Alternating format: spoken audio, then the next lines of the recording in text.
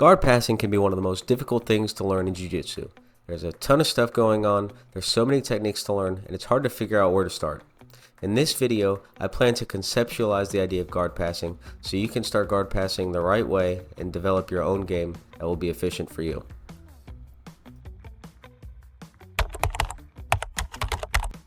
The most basic way to describe a guard pass is to get past our opponent's feet and knees and to enter a position where our hips are on their hips and our chest is on their chest or back, with the exception of north-south. So where do we start? Our first goal should always be to get our opponent supine. That's because when an opponent is seated, they can reach us with both their hands and their feet, which is going to lead to them wrestling up, entering leg entanglements, and just making our job harder. There are three basic ways to get our opponent supine: pushing the shoulders, pulling the ankles, or flanking. Our next goal is to get grips. Our primary grip should be at the bottom half of our opponent's shin, and the goal is not to fight their legs with our hands, but instead to guide their legs to one side of our body. Once we get both of their legs on the same side of our body, we create passing pressure by approaching their hip line with our hips. From here, it's important to put a wedge or a block in front of our opponent's knees so they can't return to that knee to chest position and block our pass. This is best illustrated with the popularized camping passing style. The next idea we should be messing with is the idea of head placement. Our head should always be in what I call the bottom player's strike zone. That's the area between their armpits from their collarbone to their hips.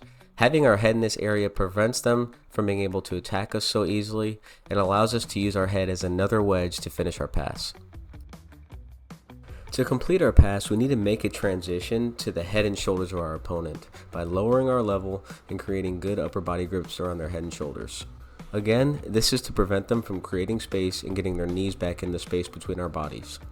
The last conceptual thing I want to talk about is the idea of our own balance and stripping our opponent's grips. Our opponent's goal is going to be to make and maintain sticky grips on us that allow them to attack us with submissions or sweeps. Knowing this, it's important for us to maintain balance by stripping those grips and keeping our legs far enough away that they can't make or regain those grips. Now that we understand the concepts behind passing, let's talk about some of the effective positions that we can pass from. That way, if you can find these positions in your training, you'll be more likely to finish the pass. The first position we're going to talk about is the split squat. We typically enter this position through a cross step and putting our shin over the top of our opponent's thigh. The benefit of this position is that it allows us to be stable and maintain our mobility while still being able to pressure into our opponent. Our goals from here are typically to enter a flattened out half guard, use the row drag to enter the knee cut position, or enter the headquarters position. The next position is called the hip and knee post. We frame across our opponent's far hip with our forearm and our hand and keep our head low, and we post on our opponent's near knee with our hand. We can also switch to their ankle if they're hand fighting us really well. Again, this position allows us to have a lot of mobility and allows us to exert a lot of pressure and wear our opponent out.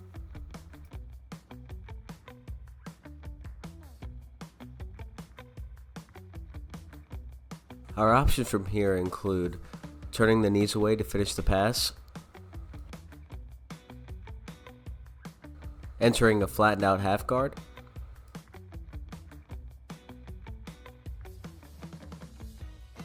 or entering a solid split squat passing position.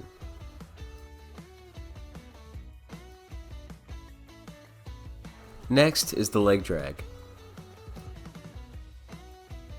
The leg drag is a position in which we get both of our opponent's feet to one side of our body and we turn their knees away from us by pinning their bottom leg with our trail leg.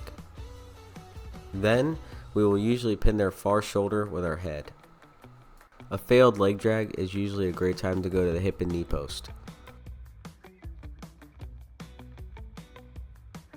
The last position for this video is called headquarters. In the headquarters position, we basically get opponent to a hip and we straddle their top leg. From here we have a few options. First, we can pop the knee through and end up in 3/4 mount. We can bring our knee across our opponent's body and go for a knee cut.